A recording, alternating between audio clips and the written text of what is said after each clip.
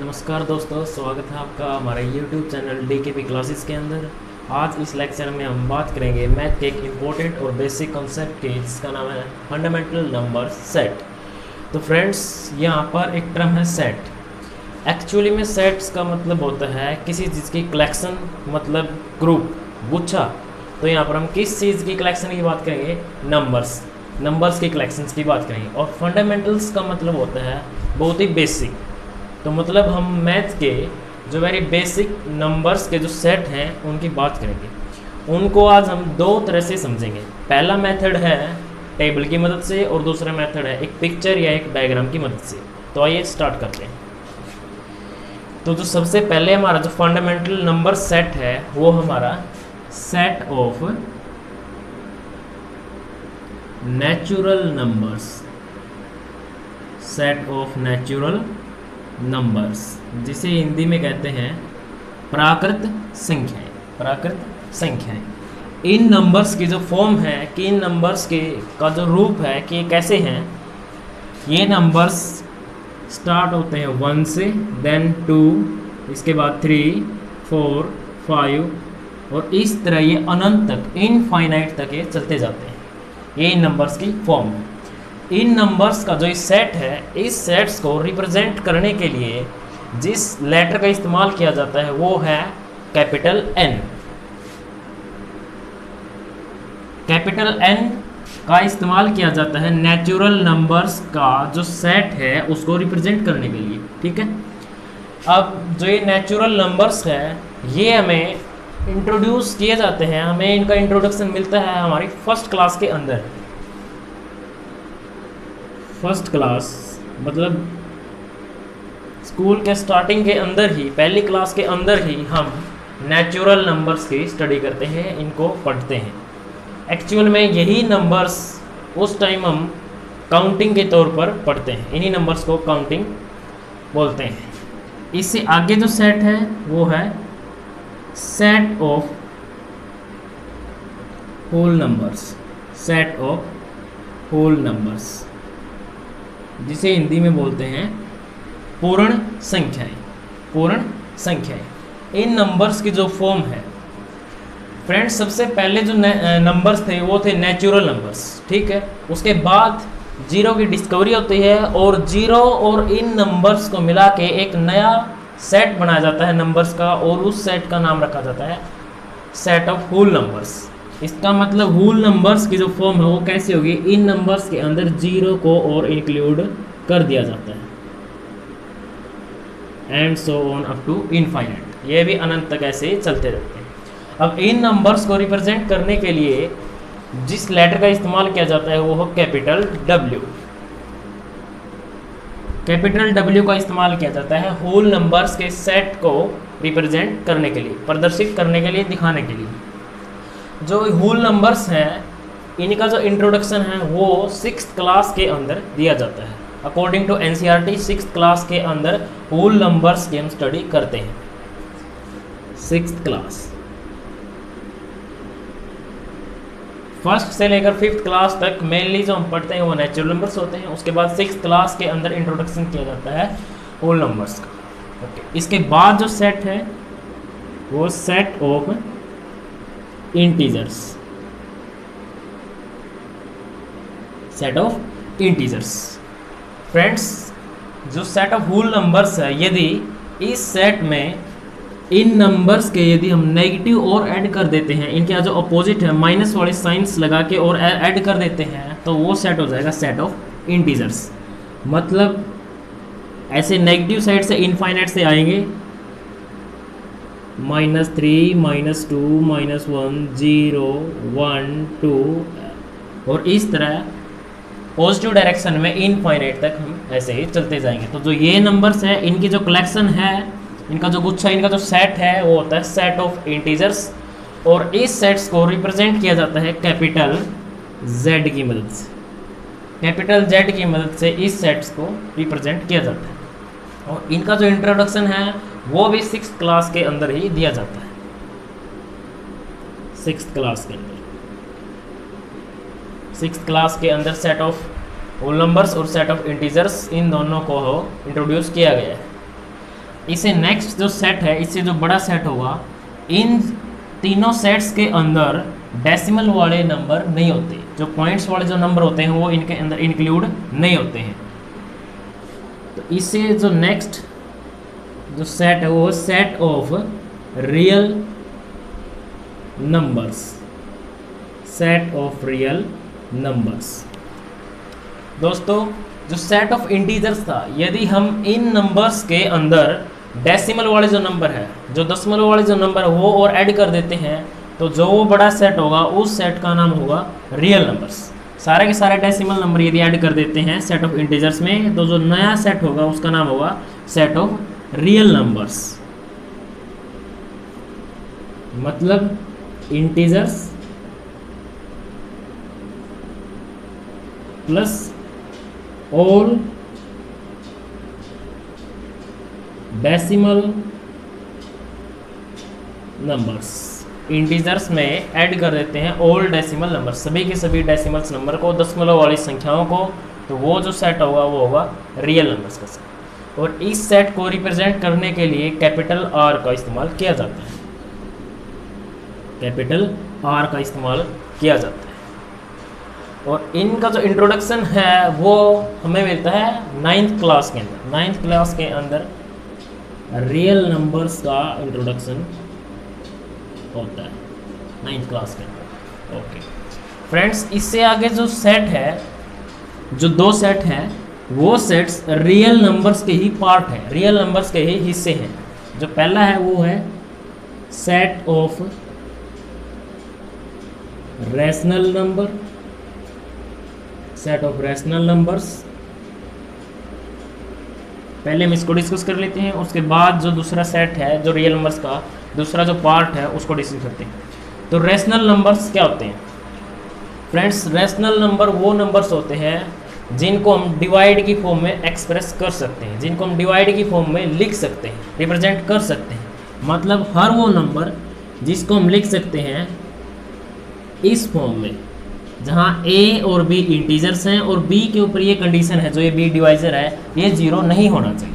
मतलब b zero नहीं होना चाहिए और a और b दोनों अपने आप में इंटीजर्स होंगे। तो वो नंबर जो इस फॉर्म में लिखा जा सकता है वो होता है रैशनल नंबर्स।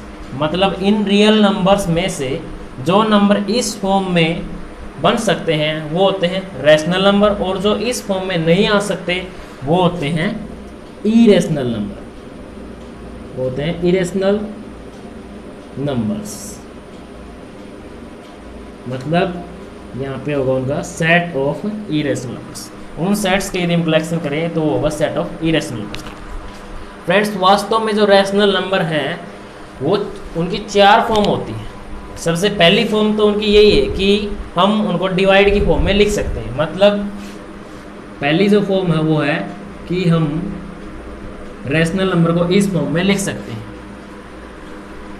जैसे एग्जाम्पल हमने लिया 8 नंबर लिया, हम देखते हैं क्या 8 एक रैशनल नंबर है। क्या हम 8 को इस फॉर्म में लिख सकते हैं जहां a और b इंटीजर्स होंगे, b जीरो नहीं होगा? यस, देखिए 8 को हम लिख सकते हैं 16 डिवाइड बाई 2। 16 को यदि हम 2 से भाग देते हैं तो हमें मिलेगा 8। 16 भी एक इंटीजर है और 2 भी एक इंटीजर है। इसका मतलब 8 को हम इस फॉर्म में, इस रूप में लिख सकते हैं। तो इसका मतलब जो संख्या 8 है, नंबर 8 है, वो कैसा होगा? Rational numbers. तो हम यहाँ से कह सकते हैं कि जितने भी इंटीजर्स हैं, सारे के सारे इंटीजर्स क्या होते हैं? रैशनल नंबर होते हैं। किसी भी हम इंटीजर्स को लें और हम उस इंटीजर को a बाई b इस फॉर्म में लिख सकते हैं। एक और एग्जांपल लेते हैं, जैसे हमने लिया 3, तो हम 3 को लिख सकते हैं 3 भाग में 1, 3 डिवाइड बाई 1, क्योंकि जो इसका आंसर होगा वो होगा 3। तो इस प्रकार 3 को हम लिख सकते हैं इस फॉर्म में। ये a का काम 3 कर रहा है और b का काम 1, ये 0 के बराबर नहीं है, इसका मतलब ये इस फॉर्म में है। तो इसलिए जो 3 होगा वो भी क्या होगा? एक रैशनल नंबर्स। मतलब हर एक इंटीजर्स रैशनल नंबर होता है। ओके, ये उसकी पहली फॉर्म है रैशनल नंबर की। इसके बाद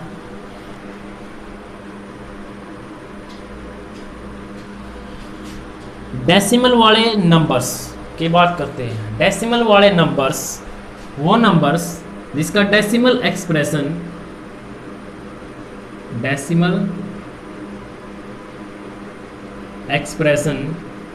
मतलब दशमलव प्रसार, दशमलव के बाद, डेसिमल के बाद यदि नंबर रुका हुआ है, शांत है, टर्मिनेटिंग है, तो वो नंबर भी कैसा होगा? रैशनल नंबर होगा। एग्जांपल ले लेते हैं इसका, जैसे 2.3 डेसिमल के बाद एक ही डिजिट है, एक ही अक्षर है, इसका मतलब इसकी जो डेसिमल एक्सप्रेशन है वो कैसी है? टर्मिनेटिंग, रुकी हुई है, शांत है। तो ये नंबर भी कैसा होगा? Rational number. इसका कारण ये है कि 2.3 को हम लिख सकते हैं, इसका यदि पॉइंट रिमूव करेंगे तो ये होगा 23 डिवाइड बाई 10। तो जो ये नंबर है ये फिर से इस फॉर्म का हो जाएगा और इस फॉर्म का होते ही ये नंबर कैसा हो जाएगा? Rational number. तो रैशनल नंबर की सेकंड फॉर्म ये है कि जो डेसिमल एक्सप्रेशन है वो कैसा है? टर्मिनेटिंग। टर्मिनेटिंग है तो वो नंबर भी कैसा होगा? रैशनल। ये उसकी सेकंड फॉर्म है। डेसिमल के बाद यदि टर्मिनेटिंग है, रुका हुआ है, तो वो नंबर भी कैसा होगा? Rational number. थर्ड फॉर्म है रैशनल नंबर की decimal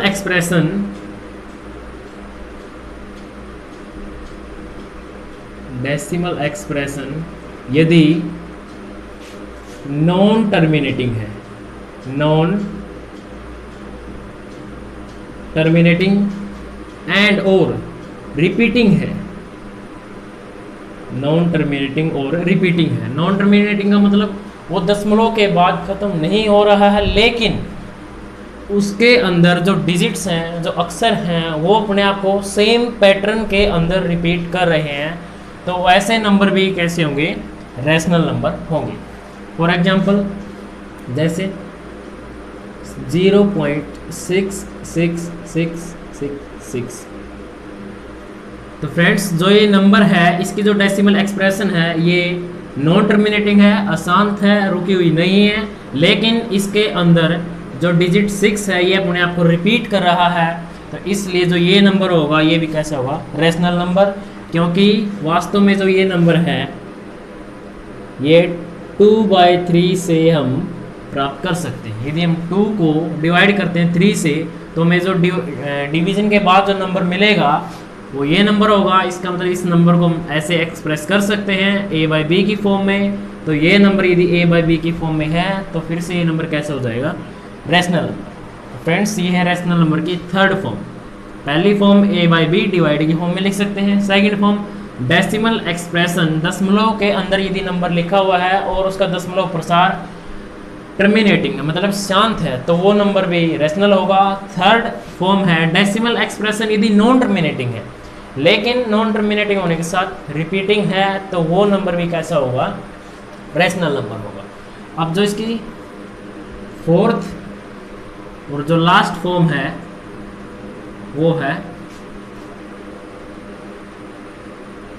perfect square in root.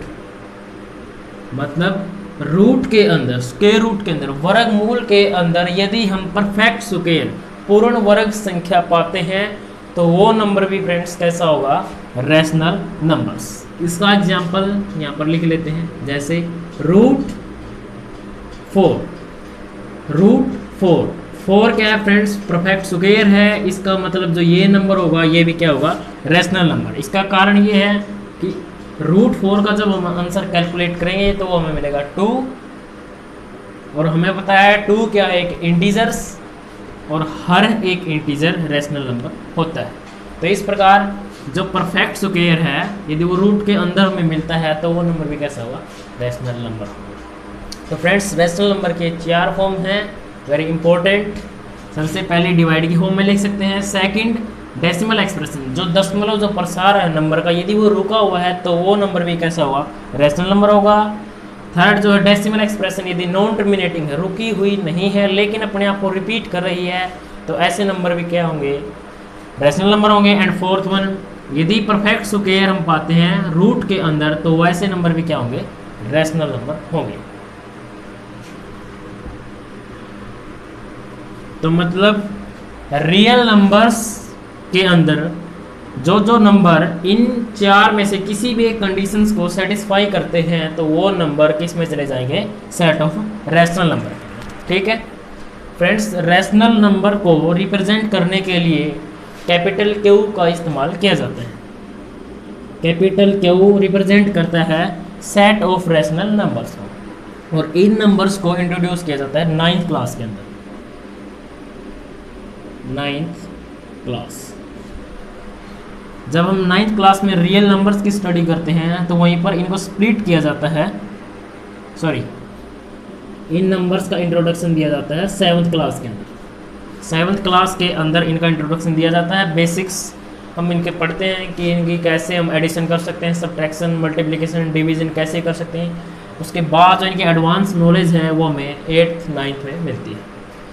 इसके बाद फ्रेंड्स जो सेट है वो सेट ऑफ इरेशनल नंबर, ये क्या है, सेकंड पार्ट है रियल नंबर्स का। पहला पार्ट रैशनल और जो दूसरा पार्ट जिसमें वो रियल नंबर्स ब्रेक हुए हैं, तोड़े गए हैं, वो है set of irrational numbers.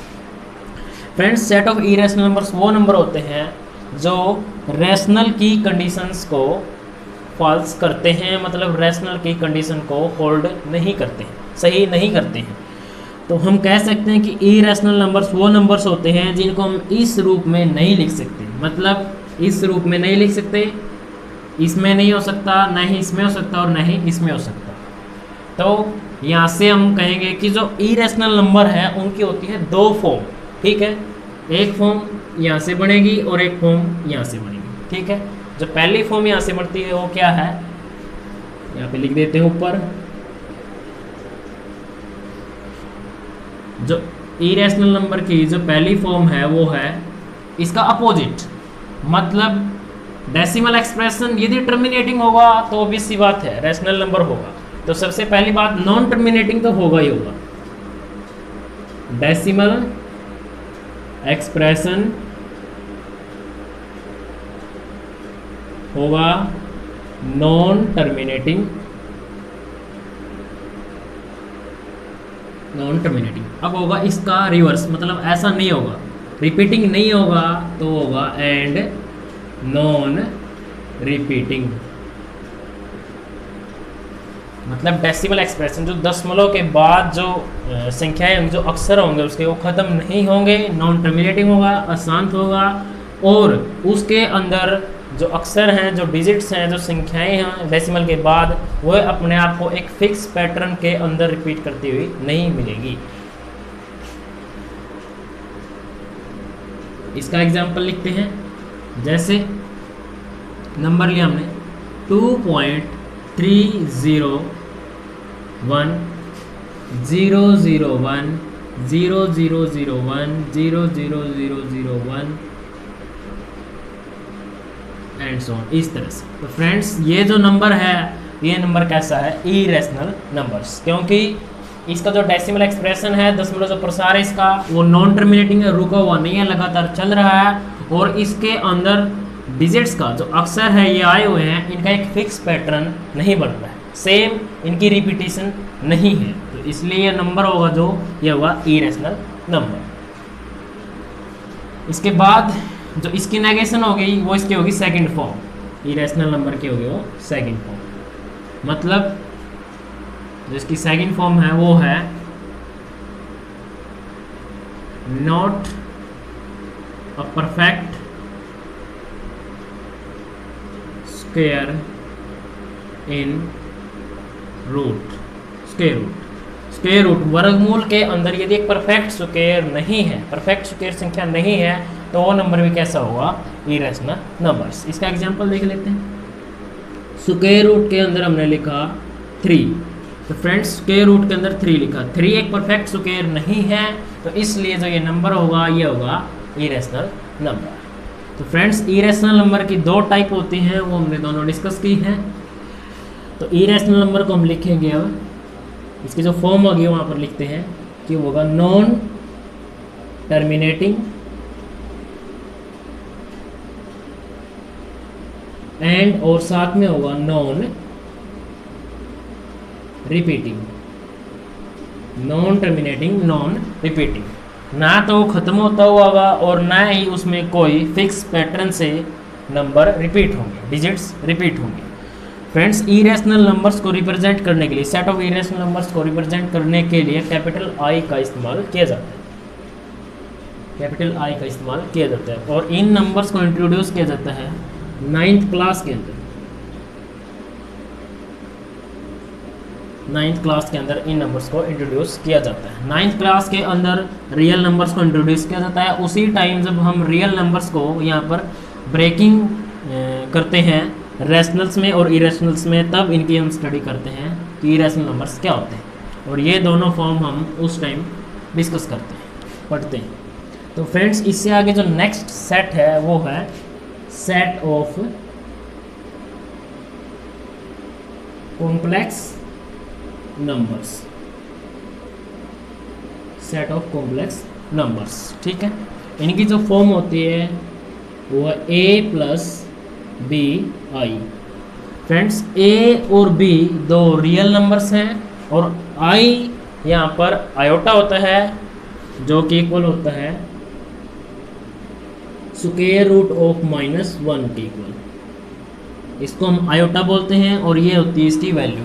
Friends, जो कॉम्प्लेक्स नंबर्स का जो सेट है वो बना था जब रियल नंबर्स के अंदर एक कमी आई थी। और रियल नंबर्स के अंदर ये कमी थी कि जब हम स्क्वायर रूट के अंदर किसी भी नेगेटिव नंबर को लिखते हैं, यानी कोई भी नेगेटिव नंबर यदि स्क्वायर रूट के अंदर लिखते हैं तो हम इसको रियल नंबर्स के अकॉर्डिंग सॉल्व नहीं कर सकते। क्योंकि रियल नंबर्स के अकॉर्डिंग ये क्या कहता है कि हम कोई भी ऐसा रियल नंबर नहीं ढूंढ सकते जिसका स्क्वायर करें और हमें मिले -4। क्योंकि हम जानते हैं कि स्क्वायर हमेशा क्या होता है, हर नंबर का स्क्वायर पॉजिटिव मिलता है। तो इस कमी को दूर, रियल नंबर्स की इस कमी को दूर करने के लिए जो नया सेट बनाया गया था उसको कहते हैं कॉम्प्लेक्स नंबर्स का सेट, और उसकी फॉर्म होती है इस तरह की। ठीक है, इस कॉम्प्लेक्स नंबर के सेट में दो पार्ट होते हैं, ये पहला पार्ट और ये दूसरा पार्ट। इस पार्ट में जिसमें आयोटा इंक्लूड नहीं होता उसको बोलते हैं रियल पार्ट, वास्तविक भाग, और जिसमें आयोटा इंक्लूड होता है उस पार्ट को बोलते हैं इमेजिनरी पार्ट, मतलब काल्पनिक भाग। यदि फ्रेंड्स यदि काल्पनिक भाग b की वैल्यू 0 हो जाती है, मतलब ये एलिमिनेट हो जाएगा, तो उस टाइम हमारे पास a बचेगा और a कोई भी रियल नंबर हो सकता है। इसका मतलब हर रियल नंबर्स को हम कॉम्प्लेक्स नंबर की फॉर्म में रिप्रेजेंट कर सकते हैं। फॉर एग्जांपल, जैसे हमने दिमाग में सोचा कि 4, तो हम 4 को लिख सकते हैं 4 + 0i, 4 + 0i। तो इस 4 हम इस रियल नंबर्स को इस कॉम्प्लेक्स नंबर्स की फॉर्म में इस तरह रिप्रेजेंट कर सकते हैं। तो हम कह सकते हैं कि हर रियल नंबर कॉम्प्लेक्स नंबर होता है। फ्रेंड्स, जो कॉम्प्लेक्स नंबर बनाए गए थे इनके पीछे एक कारण ये है कि हम जब 9th क्लास के अंदर सेकंड चैप्टर पॉलिनोमियल बहुपद पढ़ते हैं तो उसके अंदर हम एक चीज़ सीखते हैं कि जो पॉलिनोमियल्स के जीरोज, शून्यक होते हैं, वो उतने होते हैं जितनी उसकी डिग्री होती है। मतलब जितनी भी पॉलिनोमियल की डिग्री होगी उतने ही उसके शून्यक होंगे। फॉर एग्जांपल, जैसे हमने एक पॉलिनोमियल ली px = 2x² + 3x + 5। फ्रेंड्स, ये है क्वाड्रेटिक पॉलिनोमियल क्योंकि इसकी जो डिग्री है वो है 2। तो इस क्वाड्रेटिक पॉलिनोमियल की डिग्री 2 है, तो इसके पास कितनी जीरोज होंगी? ये रूल है कि जितनी डिग्री होगी उतने इसके पास जीरोज होंगे। मतलब इसके पास कितने जीरोज होंगे? 2 जीरोज। जीरोज को हिंदी में कहते हैं फ्रेंड्स शून्यक। मतलब इसके पास 2 शून्यक होंगे। इसके पास x की ऐसी 2 वैल्यूज़ होंगी जो यहाँ पर पुट करें और इसको सोल्व करें राइट साइड को, तो हमें क्या मिलेगा? 0 मिलेगी। x की उन वैल्यूज़ को किसी भी पॉलिनोमियल्स की 0 कहा जाता है। जो यहाँ पर रखने के बाद इसको सोल्व करें तो ये किस में बदल जाए? 0 में बदल जाए। तो x की उस वैल्यू को पॉलिनोमियल की 0 कहा जाता है। तो पॉलिनोमियल की 0 कितनी होती है? ये रूल हमें सिखाया जाता है कि जितनी भी पॉलिनोमियल की डिग्री होती है उतनी उसके पास 0 होती है।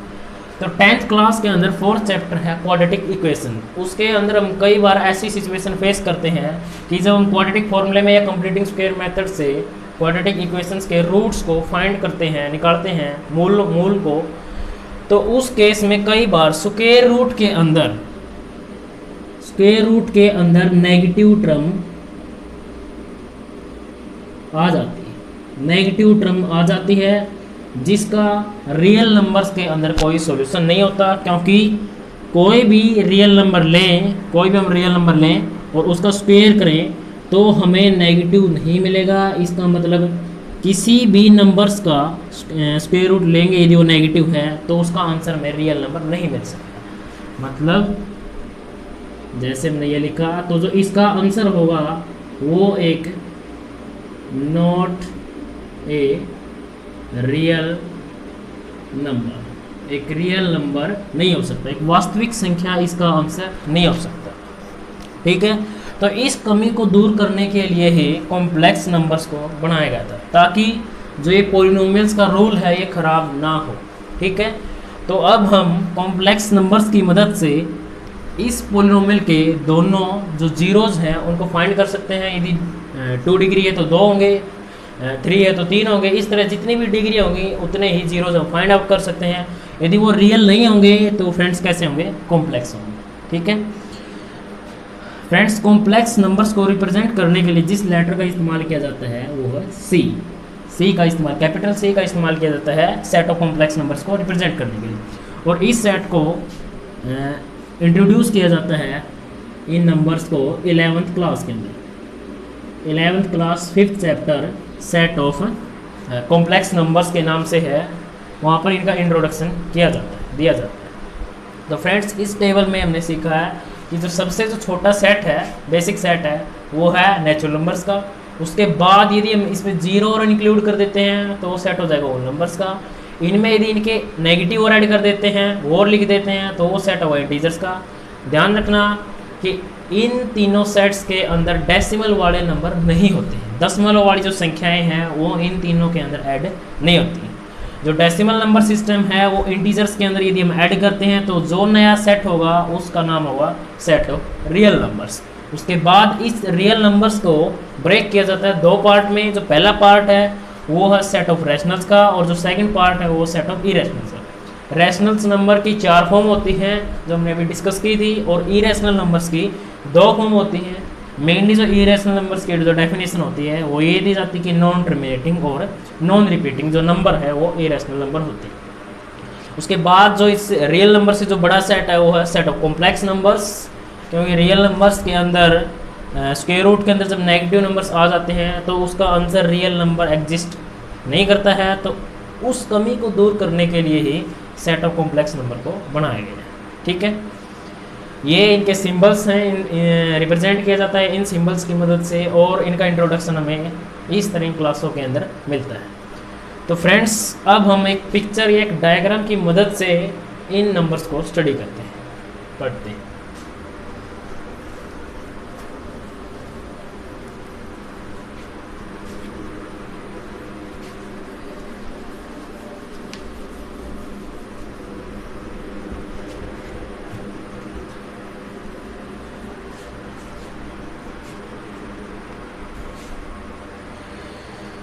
फ्रेंड्स, सबसे पहले छोटा सेट था वो था set of natural numbers, set of natural number. उसके बाद इस सेट को थोड़ा सा और बड़ा किया गया, इसके अंदर जीरो को और इंक्लूड किया गया, और जो नया सेट बनाया गया उसका नाम रखा गया सेट ऑफ होल नंबर्स। ठीक है, जो इससे थोड़ा बड़ा सेट है। सेट ऑफ होल नंबर्स की और एक्सटेंशन की गई, इसको और बढ़ाया गया, और उस सेट को नाम दिया गया सेट ऑफ इंटीजर्स, जिसके अंदर नेगेटिव ऐड किए गए थे। इसके बाद जो सेट है सेट ऑफ रैशनल नंबर्स, यहाँ पर है सेट ऑफ इरेशनल नंबर्स। सभी रैशनल नंबर्स और सभी इरेशनल नंबर्स को यदि मिला देते हैं तो वो सेट होगा